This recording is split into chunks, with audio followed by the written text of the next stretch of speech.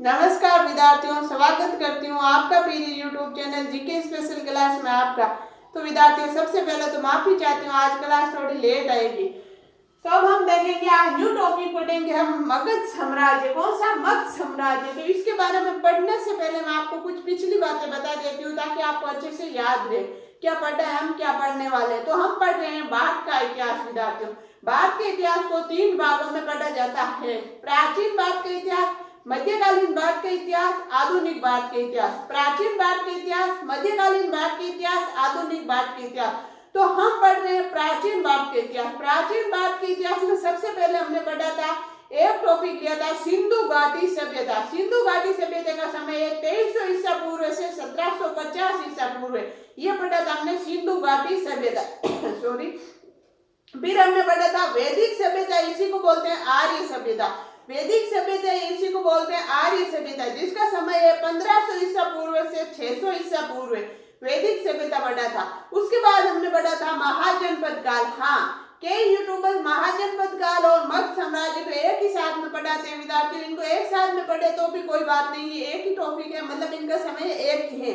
लेकिन विद्यार्थियों, क्या है, आपको समझने में कठिनाई आएगी। एक साथ पढ़ने पे मेरे को तो समझ बिल्कुल नहीं आता था, इसलिए मैं मेरे अनुसार अलग अलग पढ़ा रही हूँ। विद्यार्थियों, आपको अच्छे से समझ आएगा। तो फिर हमने पढ़ा था महाजनपद काल, जिसमें 16 महाजनपद काल पढ़े थे। महाजनपद काल का समय 600 ईसा पूर्व से 322 ईसा पूर्व। 600 ईसा पूर्व से 322 ईसा पूर्व, जिनमें हमने जैन धर्म और बौद्ध धर्म पढ़ा था। फिर आज हम पढ़ेंगे मगध साम्राज्य। मगध साम्राज्य का समय भी यही है विद्यार्थियों, 600 ईसा पूर्व से 322 ईसा पूर्व।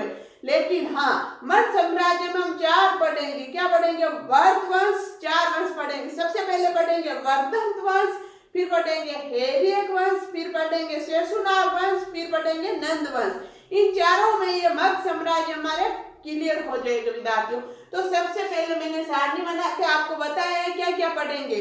तो विद्यार्थियों देखो, मगध साम्राज्य आज का हमारे न्यू टॉपिक है विद्यार्थियों, मगध साम्राज्य, जो 600 ईसा पूर्व से 322 ईसा पूर्व जिनका समय है। फिर है इसमें एक नंबर है बृहद्रथ वंश। बृहद्रथ वंश का समय है 600 ईसा पूर्व से 544 ईसा पूर्व, जिनमें सिर्फ यही बातें हैं, संस्थापक बृहद्रथ, अंतिम त्रिपूज्य, बस इसमें ये 2 ही बातें विद्यार्थी। इसका कोई इतिहास नहीं है, तो हम पढ़ना यहाँ से शुरू करेंगे। वो तो मैंने समझा था, इसमें ये 4 हैं, क्योंकि ऐसे प्रश्न आ जाता है मगध साम्राज्य में कौन कौन से वंश हैं। तो बृहद वंश, हेडियक वंश, शेषुनाग वंश, नंद वंश, ये 4 पढ़ेंगे हम किसमें? मगध साम्राज्य में। 600 ईसा पूर्व से 544 वर्धन वंश में। फिर हेडियक वंश का समय है 544 से 412। फिर शेषुनाग वंश का समय है 412 ईसा पूर्व से 344। फिर नंद वंश का समय है 344 से 322। तो विद्यार्थियों, हेडियक वंश ये तो मैंने बता दिया, इसमें बस ये 2 ही बातें हैं, इसका कोई इतिहास नहीं है, तो हम यहाँ से पूरा डिटेल से पढ़ेंगे। हेडियक वंश में क्या क्या है, कौन कौन से पढ़ेंगे हम? 1 number Bimbisara, 2 number Ajatashatru, 3 number Udayan, 4 number Nagdashak वंश। ये वंश विद्यार्थियों पढ़ेंगे डिटेल से।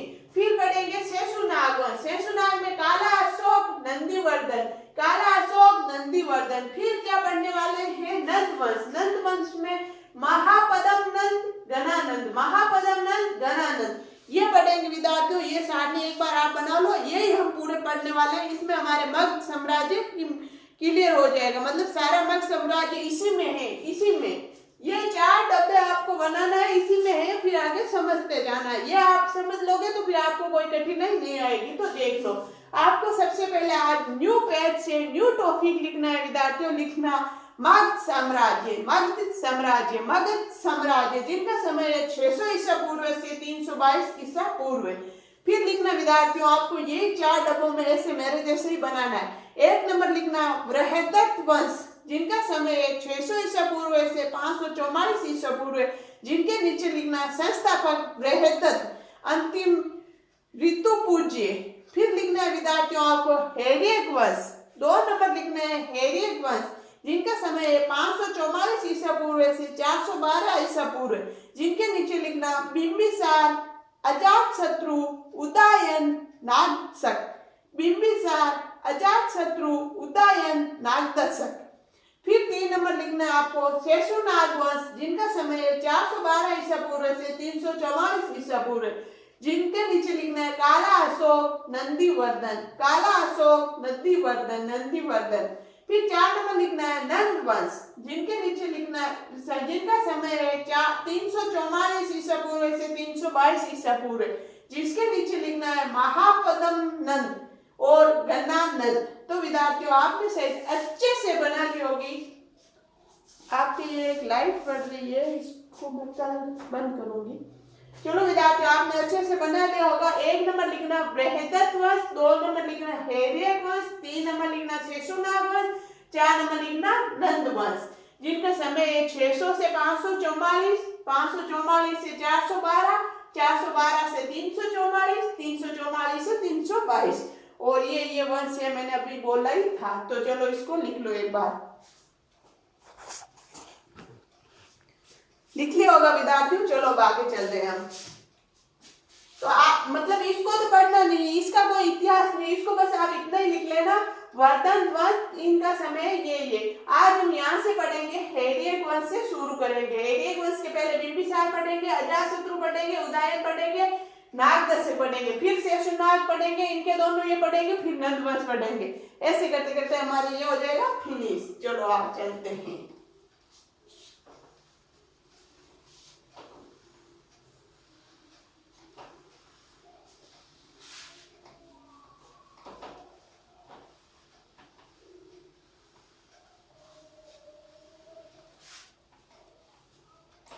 आज हमारे एक तो है शिव जी का वार, सोमवार है, अच्छे दिन से हमने शुभ मुहूर्त से ये शुरू किया। और सबसे बड़ी बात है हमारे राजस्थान के हमारे नागौर वासियों के तेजा बाबा का जन्मोत्सव है। तेजा जी का जन्मदिन है, तो तेजा जी के जन्मदिन की बहुत ढेर सारी सबको हार्दिक शुभकामनाएं। अच्छा दिन है और आज हमारे अच्छा न्यू टॉपिक शुरू हुआ। और इसी के साथ आज है तिलकुटा चौथ का व्रत। तिलकुटा चौथ के व्रत की भी सबको ढेर सारी हार्दिक शुभकामनाएं। चलो अब पढ़ रहे हैं हम।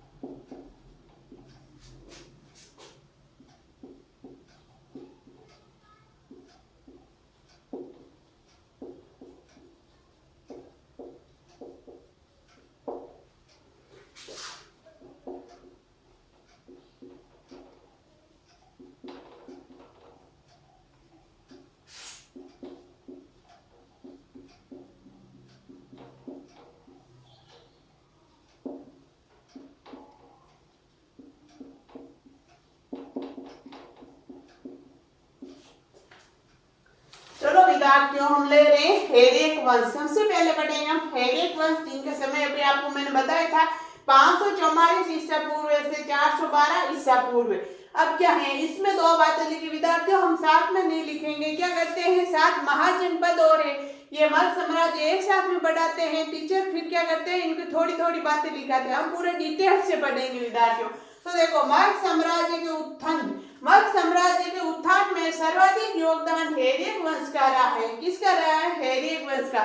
मग साम्राज्य का उत्थान हुआ था तो विद्यार्थियों सबसे ज्यादा, सर्वाधिक यानी सबसे ज्यादा योगदान किसका रहा है विद्यार्थियों? इसका रहा है हेरियक वंश का। किसमें? इस मग साम्राज्य के उत्थान में। फिर नीचे लिखना है इसे भारत का पितरहंता वंश कहा जाता है। तो क्वेश्चन ऐसे आएगा, निम्नलिखित में से भारत का पितरहंता किसे कहा जाता है? और सबसे पहले हेरियक वंश, या आपके मतलब सबसे लास्ट ऑप्शन ये होएगा। तो हेरियक वंश को कहा जाता है भारत का पितरहंता।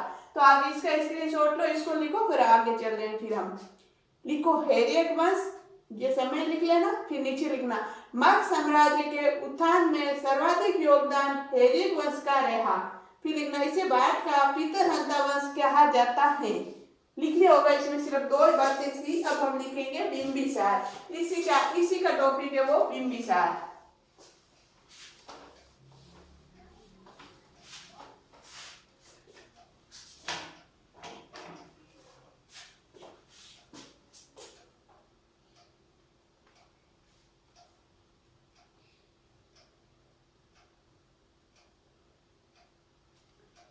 यहाँ नीचे 1 नंबर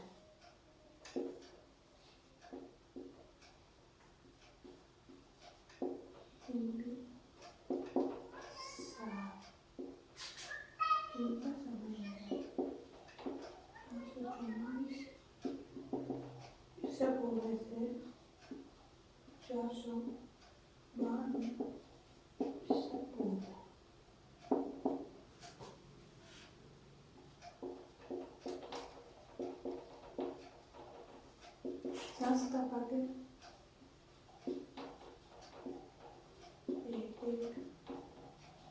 उसका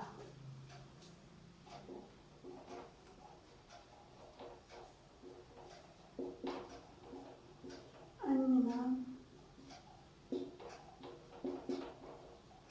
शेत्रोजम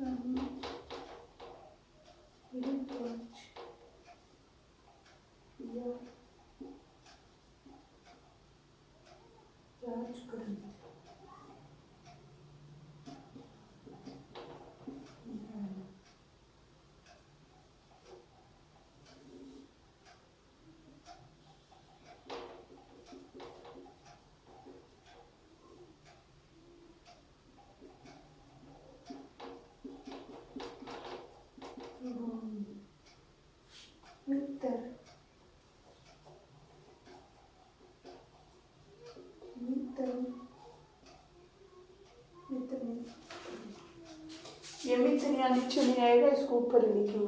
तो विद्यार्थियों हेरियक वंश के सबसे पहले राजा कौन सा है? बिंबिसार। कौन सा है? बिंबिसार। अब आपको समझ में आएगा। अभी मैंने ऐसे बोल दिया इसी का टॉपिक है, तो आप समझ रहे थे ये क्या है टॉपिक, मतलब इसका राजा बिंबिसार। बिंबिसार का समय है 544 ईसा पूर्व से 492 ईसा पूर्व। 544 ईसा पूर्व से 492 ईसा पूर्व। इसके संस्थापक कौन है? हेरियक वंश का संस्थापक। ये किसके संस्थापक है? हेरियक वंश का। सॉरी मैंने ऐसे बोल दिया इसके संस्थापक, सॉरी उसके लिए। अन्य नाम क्या है? शत्रुजम, जो है पुराणों में इनका नाम है शत्रुजम। शरणिक ने जैन ग्रंथों में इनका नाम है शरणिक। राजधानी, इनकी राजधानी गिरिव्रत या राजग्रंथ, जो है बिहार में गिरिव्रत या राजग्रंथ, जिसका वास्तुकार कौन है? महागोविंद। कौन है वास्तुकार, यानी उसको बनाने वाला कौन है? महागोविंद। तो इसका स्क्रीनशॉट लो, फिर इसकी बहुत सारी बातें लिखनी है, धीरे धीरे हम लिखते चले जाएंगे आगे। चलो लिखो, संस्थापक हेरियक वंश का, अन्य नाम शत्रुजम पुराणों में, शरणिक जैन ग्रंथों में, राजधानी गिरिव्रत या राजगृह बिहार, वास्तुकार महागोविंद। चलो आपने लिख लिया होगा, दो तो बातें थी। चलो यहाँ से हटाना पड़ेगा, वो ऊपर वाले तो रखना पड़ेगा।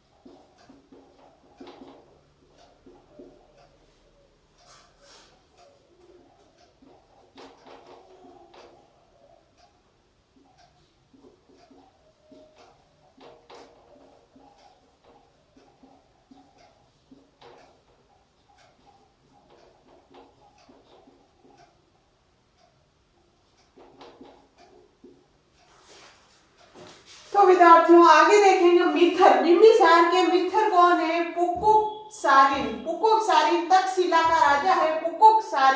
पुकुक्सारिन तक्षशिला का एक राजा था, तो बिंबिसार का मित्र था। पत्नियां, बिंबिसार की पत्नियां कौन कौन है? चेलेना, वैशाली की लिच्छवी राजकुमारी। तो आप सोचोगे ये वैशाली वगैरह हम पीछे पढ़े, हाँ तो आपको अच्छे से समझ आ रहा है, हम अभी पीछे पढ़ के आए। तो वैशाली की लिच्छवी राजकुमारी, मतलब ये एक ही साथ में पढ़ सकते हैं, ये एक ही टॉपिक है ऐसे समझे तो, लेकिन मैंने इनको दो भागों में बांट के पढ़ाया ताकि आपको अच्छे से समझ आए। आपको तो पढ़ना है तो ऐसे पढ़ो ना जैसे आपको अच्छे से समझ आए। फिर है कौशल देवी। कौशल नरेश प्रसन्नजीत की बहन है कौशल देवी, जो बिंबिसार की सेकंड पत्नी है। थर्ड है खेमा या सेमा, इन्हीं का नाम खेमा है, इन्हीं का नाम सेमा है, जो मध्य देश की राजकुमारी है। तो इसका स्क्रीनशॉट लो, फिर हम आगे चलते हैं। चलो लिखो मिथर, कुकुसारिन तक्षशिला का राजा, फिर लिखना पत्नियां, एक नंबर लिखना चलेना, वैशाली की लिच्छवी राजकुमारी, दो नंबर लिखना कौशल देवी, कौशल नरेश प्रसन्नजीत की बहन, तीन नंबर लिखना खेमा या सेमा, मध्य देश की राजकुमारी। लिख लो विद्यार्थियों आप आराम से, फिर हम आगे चल रहे हैं।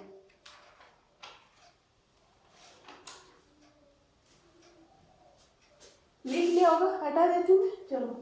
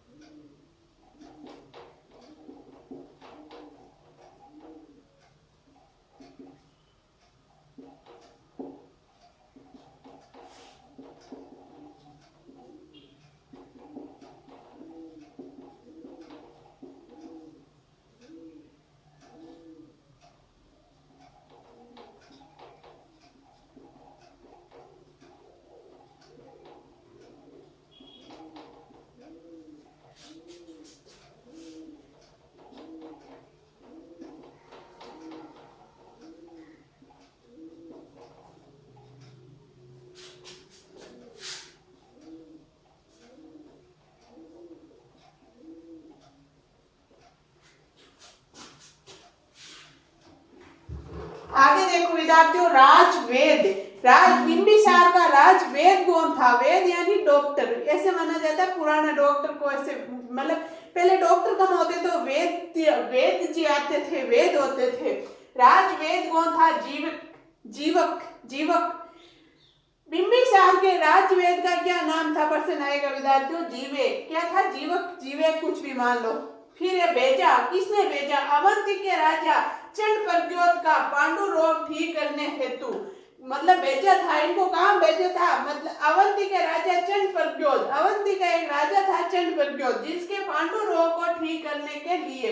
पांडु रोग क्या होता है? पीलिया। क्या होता है? पीलिया। जैसे हमारे पीलिया होता है, उसका नाम था पहले पांडु रोग बोलते थे।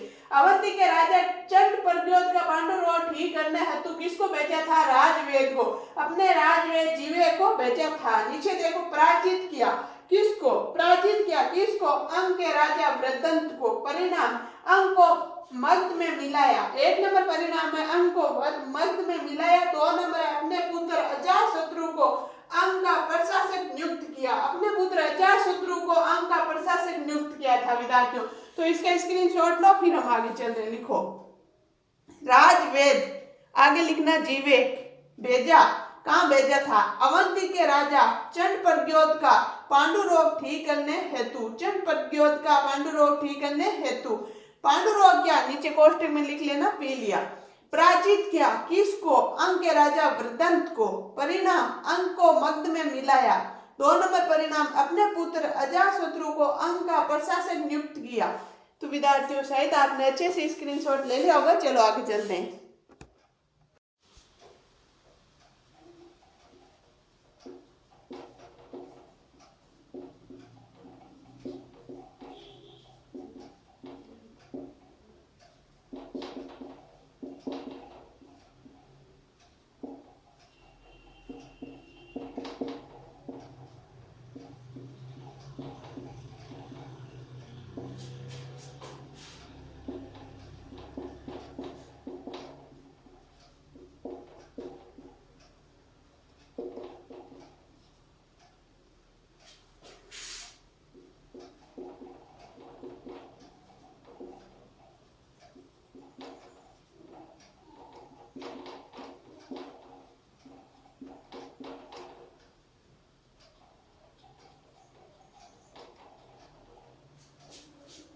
आगे देखो विद्यार्थियों क्या है, मगध साम्राज्य की मेथा का वास्तविक संस्थापक बिंबिसार को माना जाता है। इनको वास्तविक संस्थापक माना जाता है, किसका? मगध साम्राज्य का। क्यों माना जाता है?